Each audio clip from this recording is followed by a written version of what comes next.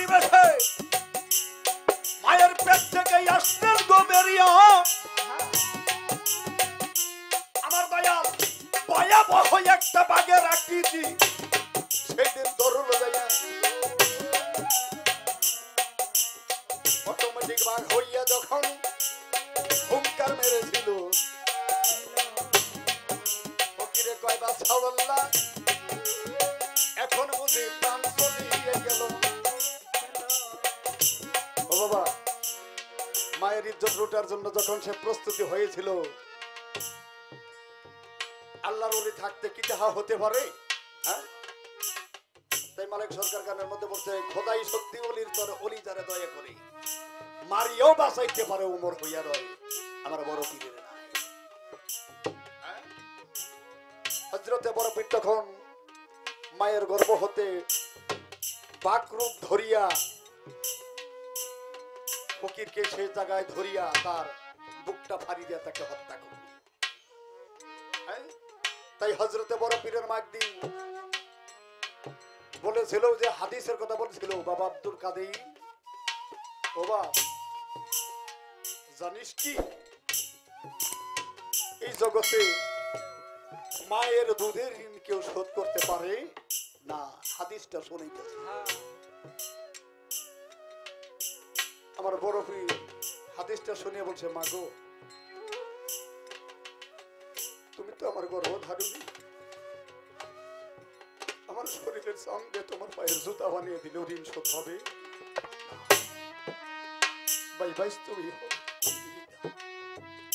বলছিল, মায় ও মা একটি প্রশ্নের জবাব করতে পারো না মা? বলো তো মা, দুধের ঋণ বড়, দুধের দাম বড় নাকি ইজ্জতের দাম বড়? মায় বলেছিল, জীবন চলে যাক কিন্তু ইজ্জত জানি কারো না। জীবনে যদি চলে যায় তাহলে দুধ তো কোনো প্রশ্নই আসে। তখন বলেছিল, মা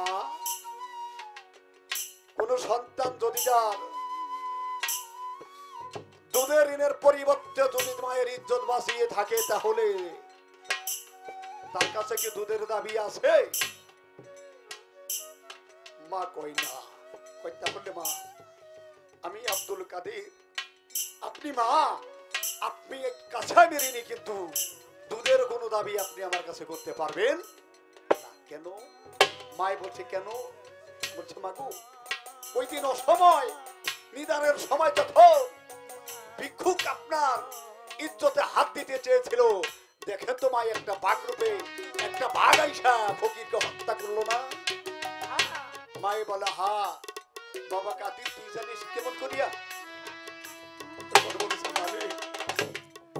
দেখতো মা ওই টাইমটা তোর গর্ভ খালি লাগছিল না? কয় হা লাগছিল। ওই টাইমটা আমি দেখে সহ্য করতে না পারিয়া আমি আব্দুল কাদের সেদিন বাহির হইয়া রুহানি বেশে বাঘ মুক্তি ধরিয়া আমি সেই ফকিরকে হত্যা করি।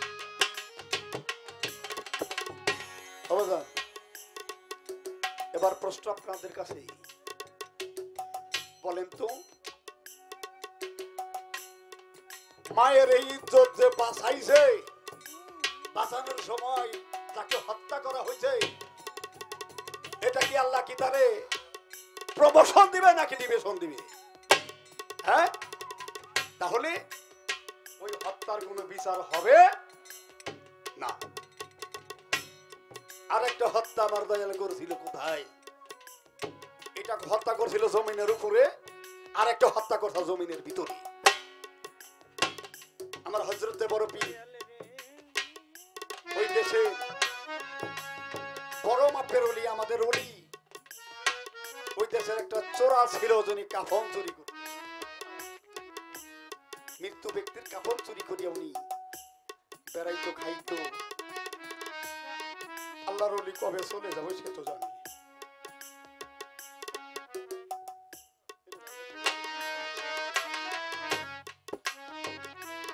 আল্লাহর ওলি কবে কবে কোথায় চলে যাবে সে জানে।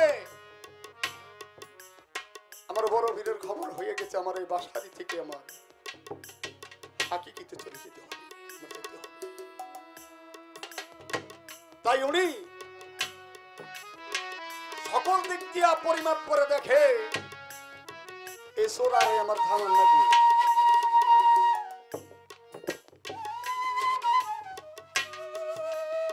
তাই যখন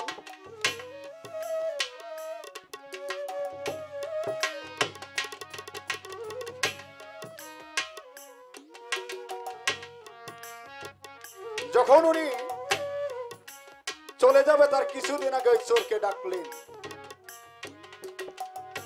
ডেকে তাকে বললেন, বাবা রে, তোর পেশা তো কাফন চুরি করা, কিন্তু আমি তোর এই বড় বিনয় করে বলছি,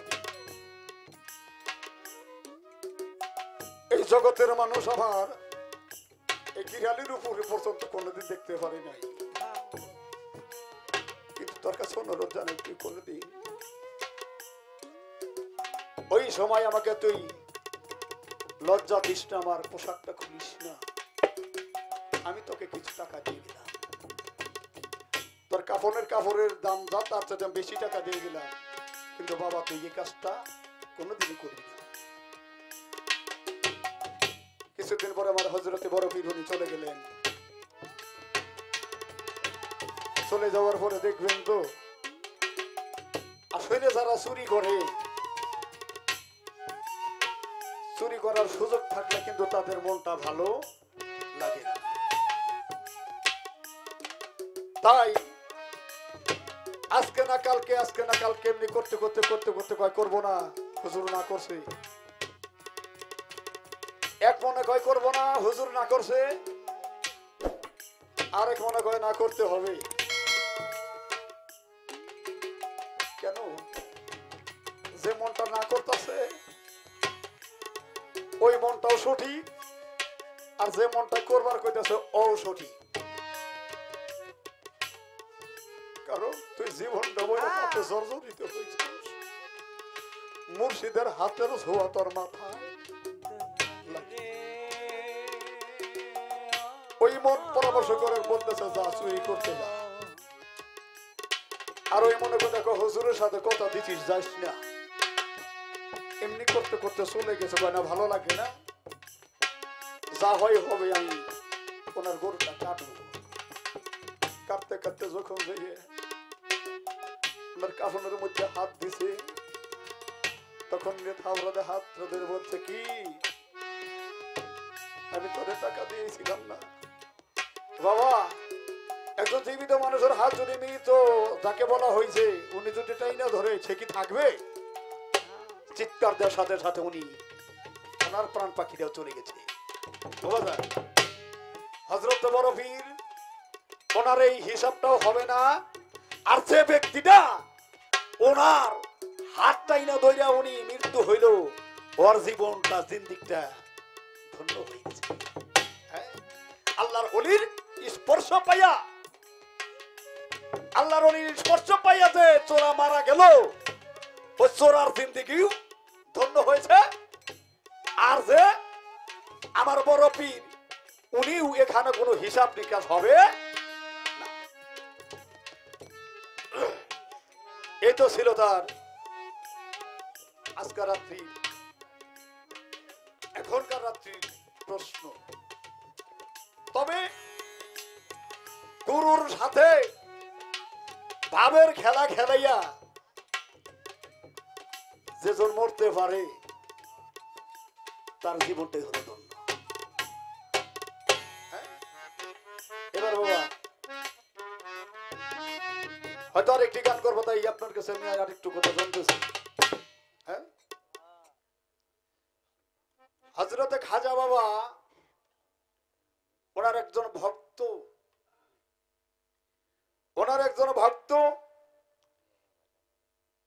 একটা জায়গায় যে উনি খুব বিকায় দেয় পড়ছিল, ওনার নামে সালিশ বিচারের আয়োজন হয়েছে। তখন খাজা বাবা বলছিল, দরদি মুর্শিদরা বললে থাকে যত বড় বেকরে পড়ি যদি আমাকে টাকা মতো ডাকতে পারছি আমি তোর সেখান থেকে উদ্ধার করে আনবো। ওনার এই কথাটা মনে পড়ে গেছে। সালিশের আয়োজন হয়ে গেছে, ভক্ত আর কোন উপায় নাই।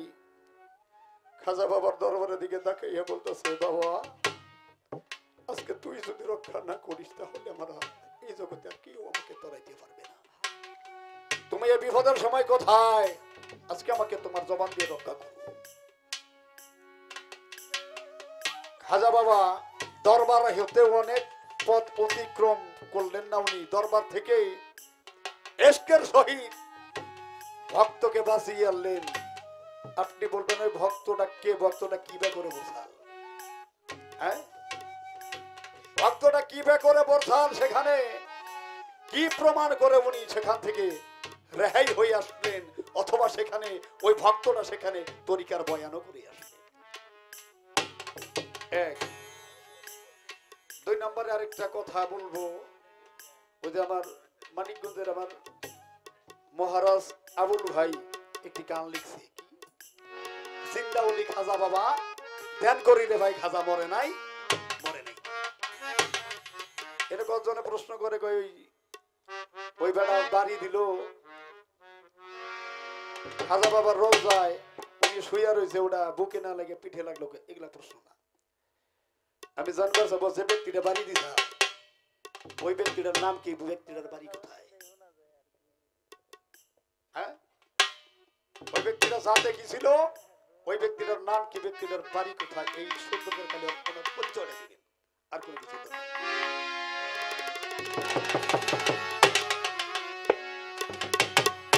এবার আরেকটি কথা, বাবা যা নিষেধ করছে তাও একটু করে কমু। বাবা একজনে এক ভাই আশা করে দিছে, কয় পাতা পাতা কোরআনে বিসমিল্লাহ শরীফ আছে, তাহলে কি মানব দেহে আছে কি নাই? কথাটা মানব তো। তবে যার বুঝে ধরবো সে নিবেন, আর যার বুঝে ধরবো না দয়া করে আমার নামে কোনো রিপোর্ট করবেন না। আমার বাবা একটা গানের কলি আমি একটু গাইয়া শুনে কি দিচ্ছি। লামউতে গন্ধ দাতে, লামউতে গন্ধ দাতে, ওরে বাজার বিসমিল্লাহর বীজ পয়দা হয়, দিল্লি হইতে দিল্লির পথে নাসিকাতে আছে যায় আমার বাজানো, দিল্লি হইতে দিল্লির পথে নাসিকাতে আসে যায়।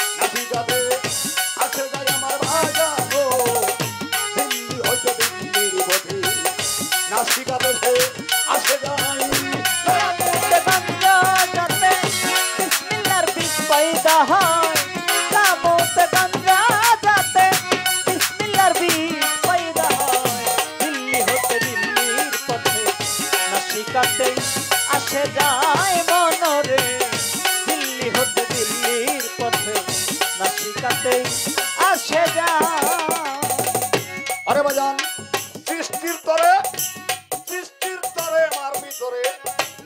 যখন নবী জমা করে এমকানোকে বাজান নবী করে দা তার শক্তি এমকানোকে নবী করে জান শক্তি এমকানকে নবী করে জান শক্তি পাতেরা বাবাই পাইল এই তো সৃষ্টি শুরু হইল এজবাতি বাবাই বাবাইল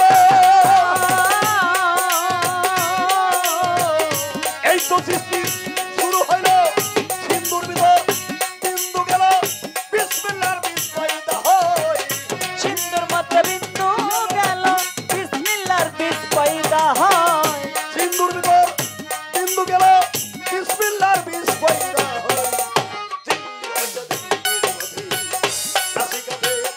আসে যায় আমার বাজানো দিল্লি হইতে দিল্লির পথে বেড়া নাসিকাতে আসে যায় নামতে গঙ্গা যাতে বিসমিল্লাহর বীজ পয়দা হয় নামতে গঙ্গা যাতে বিসমিল্লাহর বীজ পয়দা হয় দিল্লি হতে দিল্লির পথে নাসিকাতে আসে যায় মনরে দিল্লি হতে দিল্লির পথে নাসিকাতে আসে যায় এবার নূর সে তারা নূর হুলালু বেটা নূর শ্যামলা করলো শুরু নূর পদ্ম হয় বিশ্বগুরু যাকে মানুষ আল্লাহ কয় নূর পদ্ম হয় বিশ্বগুরু যাকে মানুষ আল্লাহ কয় নূর পদ্ম হয় বিশ্বগুরু যাকে মানুষ আল্লাহ কয় নূর সে তারা নূর হুলালু নূর শ্যামলা করলো শুরু নূর পদ্ম হয় বিশ্বগুরু যাকে মানুষ আল্লাহ কয় নূর পদ্ম হয় বিশ্বগুরু যাকে মানুষ আল্লাহ কয় নূর পদ্ম হয় বিশ্বগুরু যাকে মানুষ আল্লাহ কয় সকল সৃষ্টির আল্লাহ আগে আর সকলই সৃষ্টির ভাগে সকল কিছু আল্লাহ আগে